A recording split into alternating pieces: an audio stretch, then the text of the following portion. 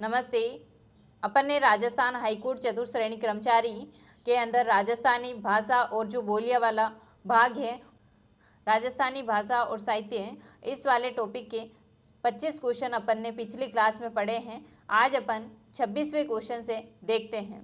25 सवाल यहाँ तक अपन ने पिछली क्लास में कर लिए थे। 26वां क्वेश्चन कौन सा है? राजस्थानी जो साहित्य है उसके इतिहास को कितने भागों में बांट करके राजस्थानी साहित्य का अध्ययन किया जाता है। राजस्थानी साहित्य के इतिहास को 4 भागों में बांटकर अपन अध्ययन कर सकते हैं। वैली किशन रुक्मणी रचना के रचयिता हैं, तो वैली किशन रुक्मणी रचना इसके रचयिता पूछे जाते हैं तो पृथ्वीराज राठौड़ याद रखना है। वैली किशन रुक्मणी रचना ये किसकी रचना है? तो याद रखना है पृथ्वीराज राठौड़ की रचना है। भक्ति काल की रचना राम रासू के रचयिता हैं, तो माधोदास ददवाड़िया जो है राम रासू के रचयिता हैं। तो अपन को ये इंपॉर्टेंट है, याद रखना है कि राम रासू जो रचना है वो किसकी है? माधोदास ददवाड़िया की। तो सियाजी जूला की रचना याद रखनी है, कौन सी है? नागदमन। नागदमन किसकी रचना है? सियाजी जूला की है। राम रासू किसकी रचना है? तो माधोदास ददवाड़िया की रचना है। ठीक है, नेक्स्ट क्वेश्चन है रजियारा सोरठा, चकरियारा सोरठा, बेरियारा सोरठा, मोतियारा सोरठा। तो याद रखना है ये सारी जो सोरठा वाली रचना है वो उत्तर मध्यकाल की है। ठीक है, सोरठा सोरठा पीछे शब्द मिल जाए तो उत्तर मध्यकाल का अपन को बताना है। तो ये कवि राजा बांकीदास की बात की जा रही है और एक सूर्यमल मिश्रण की ये बात की जा रही है। इसकी तो बहुत सारी रचनाएं हैं जो बहुत बार पूछी जाती है, तो ये याद रखना है कौन से काल के कवि है। ये आधुनिक काल के प्रमुख कवि थे। ठीक है, कवि राजा बांकीदास और सूर्यमल मिश्रण। बातारी फुलवारी किसकी रचना है? तो विजयदान देता की है। देखो फुलवाड़ी लिखा हुआ आपको दिख रहा होगा, परंतु ये पूछा ही ऐसे गया था क्वेश्चन कि बातारी जो फुलवाड़ी है वो किसकी रचना है, परंतु वो टाइपिंग मिस्टेक था। यहाँ पर अपन को याद रखना है फुलवारी। ठीक है, बातारी फुलवारी किसकी रचना है? विजयदान देता की है। देशी राज्यों के राजाओं ने अपने सम्मान और सफलताओं एवं विशेष विवरणों का इतिहास लिखवाया है। ये कौन सी शैली कहलाती है? तो ख्यात कहलाती है। तो ऐसी गद्य पद्य तुकांत रचना शैली है जिसके अंदर अत्यंतानुप्रास मिलता है। तो अत्यंतानुप्रास अलंकार मिलता है इसमें वचनिका के अंदर। राठौड़ रतन सिंह मैस दासोतरी वचनिका के रचनाकार कौन हैं? तो खिड़िया जग्गा जो हैं इसके रचनाकार हैं। उर्दू और फारसी शब्दों से युक्त गद्य पद्य तुकांत रचना क्या कहलाती है?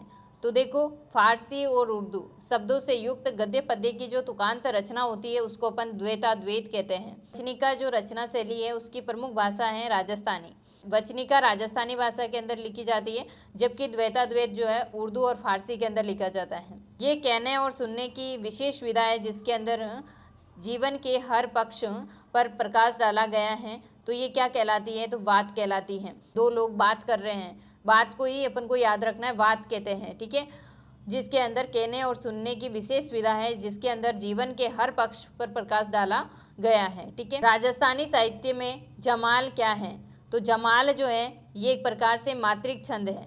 जमाल छंद में कितने चरण होते हैं? तो जमाल जो छंद होता है उसके अंदर 5 चरण होते हैं। नेक्स्ट क्वेश्चन है, तो ये क्वेश्चन बहुत बार किसी न किसी एग्जाम के अंदर पूछे गए हैं, इनको बहुत अच्छी तरह से याद रखना। ये आपके एग्जाम में भी पूछे जा सकते हैं हाईकोर्ट चतुर्थ श्रेणी के अंदर।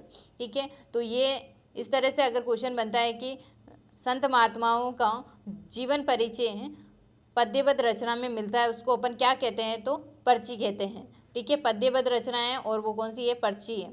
हाईकोर्ट चतुर्थ श्रेणी के अंदर जो राजस्थानी भाषा और बोलियां वाला भाग दे रखा है उसको पढ़ना अपन ने शुरू किया है। उसके अंदर अपन ने सबसे पहला टॉपिक लिया था राजस्थानी भाषा और साहित्य वाला, जिसके अपन ने पिछली क्लास में और इस क्लास में, पिछली क्लास में अपन ने 25 क्वेश्चन किए थे और इस क्लास में अपन ने 26 से लेकर के 40 क्वेश्चन किए हैं।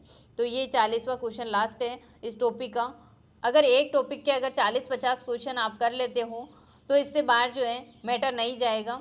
आप इनको अच्छी तरह से याद करना। इनमें से पूछा गया क्वेश्चन आपका गलत नहीं होना चाहिए, क्योंकि राजस्थान हाईकोर्ट का जो लेवल है वो इसी लेवल तक के आपको सवाल देखने को मिलते हैं और इन्हीं को घुमा फिरा कर आपसे पूछा जाता है और आप उसका गलत आंसर कर देते हो।